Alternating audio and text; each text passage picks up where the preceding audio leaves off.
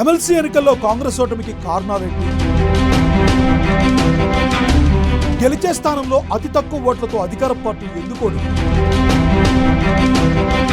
మనకెందుకులే అనుకున్నారా? కావాలనే ఓడించారా? ప్రత్యర్థులను తక్కువ అంచనా వేసి బొక్కబొర్ల పడ్డారా? ఎమ్మెల్సీ ఓటమి పర్యవసానాలేంటి? పనిచేసిన వారిని పట్టించుకోకపోవడం వల్లే అందరూ లైట్ తీసుకుంటున్నారా? మహిపాల్ రెడ్డి లాంటి నేతల వ్యాఖ్యలపై కాంగ్రెస్ హైకమాండ్ ఎలా స్పందిస్తుంది? క్యాడర్ మనోభావాలు దెబ్బతింటున్నా పదవుల్లో ఉన్న నేతలు స్పందించకపోవడం రాజకీయమా? ఎమ్మెల్సీ ఫలితాలు బీజేపీ కంటే బీఆర్ఎస్ కు ఆనందాన్ని కలిగిస్తున్నాయా?